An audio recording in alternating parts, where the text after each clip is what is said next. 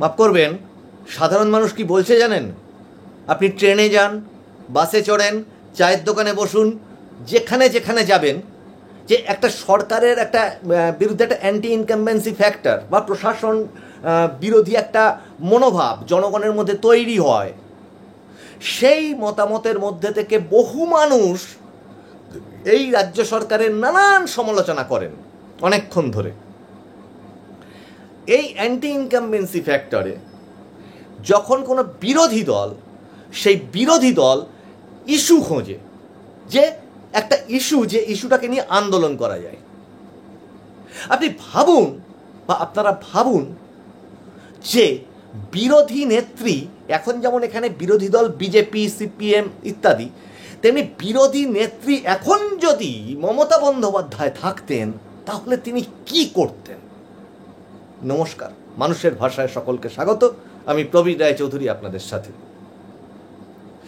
কথাগুলো ভাববেন, ভাবতে তো কোনো সমস্যা নেই। যে আগে থেকে যদি ভেবে নিয়ে আমি বসি যে আমি অমুকটা শুনবো, সেটার কথা আলাদা। কিন্তু যদি একটু ঠান্ডা মাথায় ভাবেন, আমরা তো খুব চুনোপুটি মানুষজন, বিরাট বিরাট আইন, বিরাট বিরাট সমাজবিজ্ঞান, এই সমস্ত নিয়ে হয়তো ভাবার যোগ্য নই আমরা। কিন্তু মাটি থেকে যে গন্ধটা উঠে আসে, যেখানটাকে বলা হয় যে এই রাজনীতির বা সংবাদের আঁতুর ঘর, হসপিটাল, চায়ের দোকান, বাজার, ট্রেন, বাস, এগুলো হচ্ছে সংবাদ বা গণতন্ত্রের আঁতুর ঘর। এখান থেকেই মানুষের মতটা উঠে আসে। তা সেখানে কান পাতলে কি শোনা যাচ্ছে? যে এখন যদি মমতা বন্দ্যোপাধ্যায় নেত্রী থাকতেন, আপনারা ভাবুন, একের পর এক ইস্যু, যেটা একটা বিরোধী দলের সব থেকে বড় পুঁজি, যে বিরোধী রাজনীতির ক্ষেত্রে যে যদি সরকারের থেকে কোনো গলতি না পাওয়া যায়, ইস্যু না পাওয়া যায়, তখন সে বিরোধী রাজনীতিটা স্ট্রং হয় না। কিন্তু এখানে একের পর এক ইস্যু পেয়েছে বিরোধী রাজনৈতিক দলগুলো, বিশেষত বিজেপি। কিন্তু কি দেখা গেছে? একের পর এক কি দেখা গেছে? যার জন্যে মানুষ বলতে বাধ্য হয়েছে, তাহলে বোধহয় সেটিং। একটার পর একটা বিষয়ে অসঙ্গতি, আমি এই অসঙ্গতি কথাটা ব্যবহার করব, কেলেঙ্কারি কথাটা ব্যবহার করব না এই কারণে, কোনো বিচারাধীন বিষয়কে বিচার না হয়ে দোষী সাব্যস্ত না হওয়া পর্যন্ত আমি তাকে চোর, ছেঁচোর, আবল তাবল কথা বলতে রাজি নই। আমি একটা অসঙ্গতি কিন্তু সেই অসঙ্গতিগুলো ধরা পড়েছে, মানুষের চোখের সামনে এসছে, সেটা আদালত পর্যন্ত গেছে, এবং অবশ্যই এবং অবশ্যই এবং অবশ্যই সেটা রাজ্য সরকার তদন্ত করেনি, বরং তদন্তের বিরোধিতা করেছে। হাইকোর্ট গেছে, ডিভিশন বেঞ্চ গেছে, সুপ্রিম কোর্টে গেছে, আবার সুপ্রিম কোর্টের ডিভিশন বেঞ্চ গেছে, সেই তদন্ত যাতে রাজ্য সরকারের হাতে থাকে, রাজ্য সরকারের পুলিশ ইত্যাদি সংস্থা যাতে তারা করে। কিন্তু তা না, কেন্দ্রীয় সরকারের বিভিন্ন এজেন্সি কিন্তু সেই তদন্তগুলো করেছে। আজকে পরিণতি কি? একটার পর একটা সেই তদন্তগুলোতে পরের পর পরের পর পরের পর জামিন। আপনার ভাবতে অবাক লেগে যায় যে সারদার মতো কেসে, যেটা বলে না, এটা তো সবাই জানে, ওপেন সিক্রেট, যে সারদায় একটা, এই সুদীপ্ত সেন বা ওই দেবযানী মুখোপাধ্যায়, একটা ওপেন সিক্রেট, যেটা বড় কেলেঙ্কারি ঘটেছিল। এইখানে কেলেঙ্কারি কথাটা ইউজ করলাম এই কারণে যে বহু মানুষের মত উঠে এসেছে সেখানে, যে তারা ক্ষতিগ্রস্ত, ডিরেক্টলি ক্ষতিগ্রস্ত হয়েছে সেই স্কিমটার মাধ্যম দিয়ে। কিন্তু সেখানেও জামিন। মানুষ চমকে চমকে উঠছে বিচার ব্যবস্থার প্রতি। এরপর মানুষ, সমাজ কোথায় আস্থাটা থাকবে? যে বিচার ব্যবস্থা তদন্তকারী এজেন্সির ওপরে বলছে তারা প্রমাণ দিতে পারছে না, তাহলে বিচার ব্যবস্থা এইভাবে কোনো ব্যবস্থা নিতে কি পারে না? আইন তো খুব কম সম জানি আমরা চুনোপুটি মানুষজন, যে তদন্তকারী সংস্থাও যদি ভুলভাবে তদন্ত করে, তার শাস্তি হবে না কেন? তদন্তে গাফিলতি, কেন শাস্তি হবে না? আর যদি তাতেও কিছু না হয়, তাহলে নতুন একটি তদন্তকারী সংস্থা গঠন হবে না কেন? যে তদন্তকারী সংস্থার মানে মনিটরিংটা থাকবে কোর্টেরই হাতে, কোনো রাজনৈতিক দল, কোনো প্রধানমন্ত্রী, মুখ্যমন্ত্রী, কারোর হাতে না, কোর্টের হাতে থাকবে। তা কোর্ট মনিটর তদন্ত, তা কোর্ট মনিটর তদন্তের যদি এই হাল হয়, তাহলে বিচারক মহাশয়রা বা বিচারালয় মহামান্য কথাটা আগে যুক্ত হবে, তাহলে কোর্ট মনিটর তদন্তের লাভটা কি? বছরের পর বছর ধরে সেই তদন্ত চলে, শেষ পর্যন্ত জামিন। ধরা যাক মমতা বন্দ্যোপাধ্যায় যদি ওই এই ব্যাপারগুলোতে বিরোধী নেত্রী থাকতেন, যারা 70-এর দশকের আন্দোলন দেখেছেন তারা এখন অনেকটাই বয়স হয়ে গেছে, যারা 80-90 দশকের মমতা বন্দ্যোপাধ্যায়ের আন্দোলন দেখেছেন তাদেরও বেশ অনেকটা বয়স হয়ে গেল, এবং যারা একদম তরুণ প্রজন্ম, যারা এই মমতা বন্দ্যোপাধ্যায় আসার সামান্য আগে জন্মগ্রহণ করে এখন একদম তরুণ, তারা কিন্তু এই আগেরগুলো দেখতে পায়নি। এরকম এত ইস্যু সম্মিলিত, মানে বিরোধীরা ইস্যু পাচ্ছে, এবং সেই ইস্যুগুলোকে এই হচ্ছে তার আন্দোলনের নমুনা। একটি রাজনৈতিক দল, এই বিজেপিকে বলছি, একটি রাজনৈতিক দল তার রাজনৈতিক নেতাদের ধারে কাছে কজন মানুষ যেতে পারছে, তাদের সঙ্গে কন্ট্যাক্ট করতে পারে কতজন সাধারণ মানুষ? একটি রাজনৈতিক দলের অফিস কোথায়? সল্ট লেকে সেক্টর 5-এ, আর একটি এই মুহূর্তে মুরলীধর লেনে চাঁদনি এই সেন্ট্রাল মেট্রো স্টেশনের ওখানে। সেটা তাও খানিকটা সচল ছিল, যেহেতু জেলার মানুষ ট্রেনে বাসে করে যেখানটাতে কমিউনিকেট করতে পারে, যেমন সিপিএমের পার্টি অফিস আলিমুদ্দিন স্ট্রিটে শিয়ালদার কাছাকাছি, যেমন তৃণমূলের এই মুহূর্তে পার্টি অফিস মানে একটি বড় রাস্তার উপরে যেখানে মানুষ সহজে যেতে পারে বাসে করে, ট্রেনে করে নেমে। জেলার মানুষ অনেক দূর থেকে আসতে হয়, কিন্তু এই ধরনের যদি একটা বাতাবরণ তৈরি হয় যে আমি হচ্ছি নেতা, একজন নেতা হেঁটে যাচ্ছে, তার এক মিছিল হচ্ছে, সে নিজের চুলের স্টাইল ঠিক করতে ব্যস্ত, গলার উত্তরীয় ঠিক করতে ব্যস্ত, ছবি তুলতে ব্যস্ত, কে কার পাশে দাঁড়িয়ে ছবি আগে তুলে ফেলবো তাতে ব্যস্ত, ছবি পোস্ট হবে তাড়াতাড়ি, এইটাই ব্যস্ত। জনসংযোগ কতটুকু করেছেন আপনারা বা করেন আপনারা? হ্যাঁ, এবার বলবেন আমি এতটা করি, আমি অমুক জায়গায় করি, তমুক জায়গায় করি। এই জনসংযোগ, ধরা যাক ছোট্ট উদাহরণ দিয়ে আপনাদেরকে, ভেবে দেখুন তো, গতকাল প্রধানমন্ত্রী নরেন্দ্র মোদী কলকাতা মেট্রো উদ্বোধন করলেন, বিভিন্ন প্রকল্প, এবং দমদমে জোড়া সভা করলেন, এবং মানে রাজনৈতিক সভা করলেন। আচ্ছা, সিপিএমের আগে একটা কোনো সভা হলে কলকাতাতে ব্রিগেড চলো, তৃণমূলের কোনো একটা সভা হলে ধর্মতলা চলো বা ব্রিগেড চলো, বা একটা সভার আগে প্রস্তুতি থাকে, মানে গ্রামে গ্রামে সেটা প্রচার করে দেয়। সিপিএম তো দিতই। এই যে সভাটা হয়ে গেল, এই সভাটা গ্রামের মানুষ কতটুকু জানতে পারলো? কি ঠিক হলো ওখানটাতে, কি ঠিক হলো ওখানটাতে, বা কতজন মানুষ উৎসাহ দেখাবেন, এইগুলো কি আপনারা কাউন্ট করেন? এই সমস্তগুলো কারণ যদি এক জায়গায় করে, মানুষের মনে ধৈর্য হারা হয়ে যাচ্ছে মানুষ, যে এটা কি কোনো বিরোধী রাজনীতি হচ্ছে, নাকি আপনারা নিজেরাও শতধা বিভক্ত? না, আপনাদের মানে বিভিন্ন সমাজ মাধ্যমে সেগুলো উঠে আসে, আপনারা নিজেরাও জানেন, নিজেদের ভিতরেও জানেন। আজকে মানে আমি আর নাম করছি না, নিজেরা বুঝে নিন, এক একজন নেতা এক একটা আলাদা আলাদা লবিতে বিভক্ত হয়ে আছেন। এই নিয়ে যতবার বলেছেন, ইসবার 200 পার, আর একবার হচ্ছে ইসবার 400 পার, দুবারই কিন্তু মানে সংখ্যাগরিষ্ঠ পায়নি। একটা হচ্ছে পার্লামেন্টে, একটা বিধানসভায়। নাম, উচ্চারণ, ডাকা, আমি 1 বছর আগে একটা শোতে বলেছিলাম যে বাঙালি হিন্দুরা রামকে কখন ডাকে, বড়রা ছোটদের শিখিয়ে দেয় যদি ভূতের ভয় পাস রাম নাম করিস, রাম রাম রাম রাম নাম করিস। এই অবধি সীমাবদ্ধ ছিল রাম বাঙালিদের মধ্যে।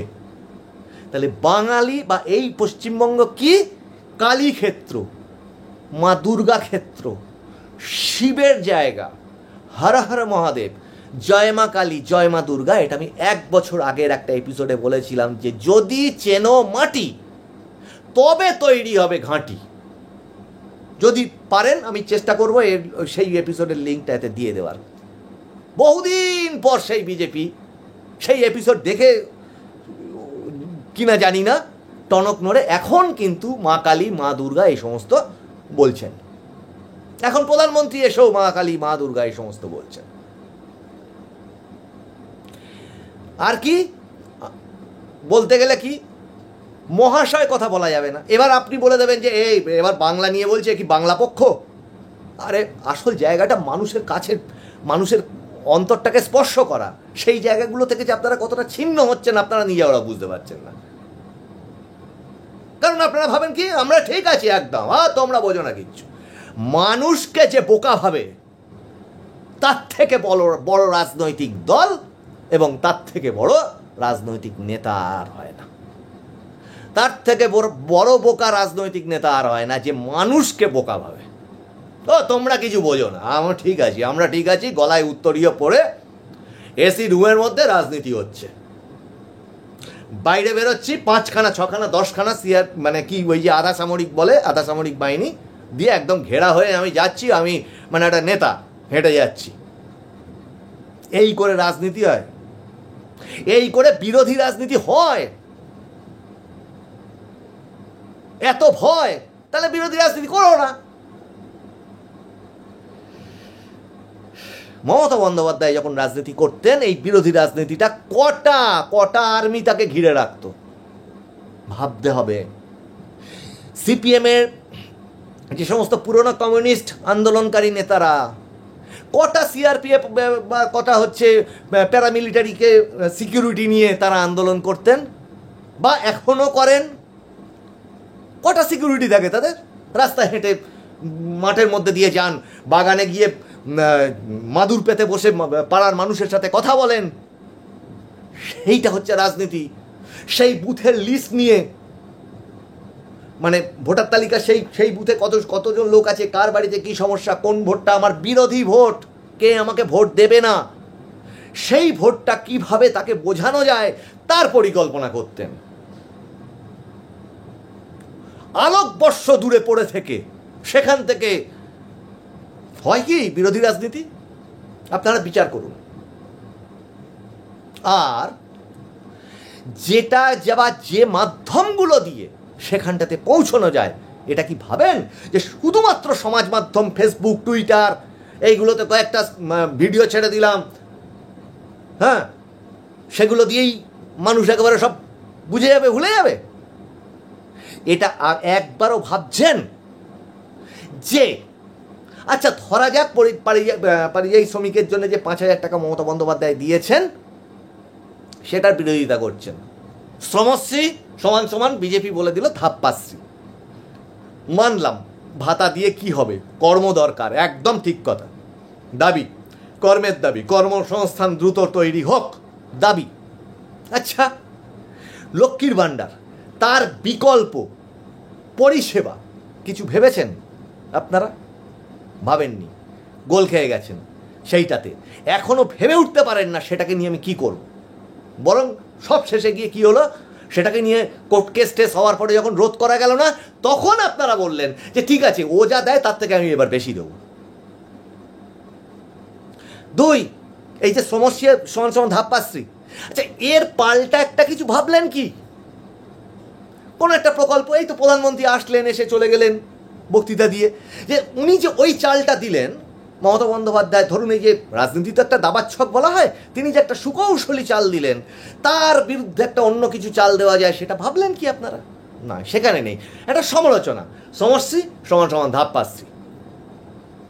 আর যেটা কোনো বিচার হলো না। আমি মানলাম তার বিরুদ্ধে প্রচুর তদন্ত হলো, তার হচ্ছে সম্পত্তি অ্যাটাচ করে ফেললো ইডি, এই ক্যামেরা ছুটছে, ওই ইডি ছুটছে, ওই সিবিআই ছুটছে, রাতের পর রাত দর্শক টিভির সামনে এরকম চোখ বড় বড় করে বসে দেখছে, ওরে বাবা এই বোধহয় অ্যারেস্ট হয়, এই বোধহয় অ্যারেস্ট, ওই একটা অ্যারেস্ট হয়েছে, যেন মোহনবাগান ইস্ট বেঙ্গলকে গোল দিয়েছে বা ইস্ট বেঙ্গল মোহনবাগানকে একটা গোল দিয়েছে, গোল একটা অ্যারেস্ট হয়েছে। তারপর অ্যারেস্ট হলেই বা সে জামিন পেয়ে গেলেই অথবা সিবিআই বা ইডি ডাকলেই তাকে চোর বলা যায় না তো? তাহলে এই প্রবণতাটা যদি সমাজের মধ্যে ছড়িয়ে পড়ে, যে কেউ যে কাউকে যদি চোর বলতে শুরু করে দেয়, সেটা কি ঠিক? আমি গতকালকেই একটি বহুল প্রচলিত সংবাদ মাধ্যমে একজন সঞ্চালক এবং তার যে প্যানেল ছিল, তারা এই বিষয়টা নিয়ে আলোচনা করছিলেন, বিচারের আগে বলে দেওয়া রায়। এটা কি ঠিক? নাকি আপনারা এই এত কিছু যে করলেন, করে মানে বঙ্গ বিজেপির কথা বলছি, কেন্দ্রীয় বিজেপি আপনাদের কোনো রকম সহযোগিতা করলো কি? আর কেন বলেছিলাম ওই আধার হচ্ছে গলার কাঁটা? তাহলে আজকে এটা ভেবে দেখুন, আমার নিজের চোখে দেখা, এটা আমি ভুল হতে পারি, তৎসত্ত্বেও এটা আমার ব্যক্তিগত মত হিসেবে জানাচ্ছি, যে সংখ্যালঘু সম্প্রদায়ের পুরুষ মহিলা থেকে শুরু করে সবাই নিজেদের পেপারস রেডি করবার ব্যাপারে, নিজেদের কাগজপত্র সব ঠিকঠাক রাখার ব্যাপারে অনেক বেশি বিভিন্ন দপ্তরে ছোটেন একজন সংখ্যাগরিষ্ঠ হিন্দু পরিবারের মানুষের তুলনায়। তাহলে এসআইআর করুন। তা এসআইআর করলে বোধ অবশ্যই, সেটা আমি এই চ্যানেলেই বলেছি যে জাল ভোটার সেটা অবশ্যই বাদ যাওয়া উচিত। যে মারা গেছে সে কেন ভোট দিতে যাবে? যার ভোটই নেই সে কেন ভোট দিতে যাবে? ঠিক কথা, কিন্তু ওটাই বুমেরাং না তো? এটা পরের এপিসোডে আলোচনা করব যে আধার কার্ড, সেই আধার কার্ড যদি এত সহজে তৈরি হয়, আর আধার কার্ডে যদি 500 টাকাই লাগে, 3000 টাকা লাগে, তাহলে সেই যারা আধার কার্ড তৈরি করছে তারা দুর্নীতি করছে না? ইউআইডিআই দেখতে পাচ্ছে না? কেন্দ্র সরকার সেটা দেখতে পাচ্ছে না? আর যারা সৎভাবে কাজ করলো তাদের কর্ম চলে গেল, সব চলে গেল। দু তিন রকম ভাবে বললাম আপনাদের কাছে, আপনারা বলতে পারবেন যে তাই তো, এ কে? আমি একটা অত্যন্ত সাধারণ মানুষ। কিন্তু ভেবে দেখুন, এই রাজনৈতিক নেতারা, এই রাজনৈতিক দলেরা, এরা নিজেদের মধ্যে ওই যে বললাম বন্ধু হয়ে যায়, কখনো কখনো শত্রু হয়ে যায়, কখনো ফোন করে বলে, এই এটা একটা খুব চালু রসিকতার কথা ছিল যে জ্যোতি বসু আর সিদ্ধার্থ শঙ্কর রায় অত্যন্ত প্রিয়, মানে ভালো বন্ধু ছিলেন। বিধানচন্দ্র রায়ের সাথে জ্যোতি বসুর আবার মানে জ্যোতি বসুর বাবার চিকিৎসা করতেন তৎকালীন বিধানচন্দ্র রায়, এবং জ্যোতি বসুকে তিনি স্নেহ করতেন। এই সমস্ত তো সবাই জানা। যারা জানেন না তারা একটু ঘাটবেন, গুগল করবেন, জেনে যাবেন। কিন্তু চুনাপুটি সাধারণ মানুষ তারা ভাবে, এই তুই হচ্ছিস অমুক দল, আমি হচ্ছি অমুক দল, নিয়ে চায়ের দোকানে তোলপাড় লেগে গেল, এর বাড়ি তুমি যাবে না, ওর বাড়ি তুমি যাবে না লেগে গেল, কি লাভ হবে? আর বিরোধী রাজনৈতিক দল তারা ভাবুন যে এত ইস্যু কোনো বিরোধী রাজনৈতিক দল পায় কি? আর মমতা বন্দ্যোপাধ্যায় যদি এই ইস্যুগুলো পেতেন, তাহলে তিনি কি রাজনীতিটা, কত বড় বড় আন্দোলন তিনি করতেন এবং তিনি করে দেখিয়েছেন। তাই তিনি সিপিএমকে সরিয়ে আজকে মুখ্যমন্ত্রী হতে পেরেছেন। অবশ্যই তার সরকারের নানান ত্রুটি থাকতে পারে। আরে সরকারের ত্রুটি সে তো তুলে ধরবেই বিরোধীরা, সেটাই তো কাজ। হচ্ছে কোথায়? আমি প্রবীর রায়চৌধুরী, মানুষের ভাষায় আপনাদের সঙ্গে ছিলাম। আমার কথা ভালোও লাগতে পারে, খারাপও লাগতে পারে, নিরপেক্ষভাবে কথা বলবার চেষ্টা করছি, কোনো কুৎসা নয়। নমস্কার, আগামী এপিসোডে আবার দেখা হবে।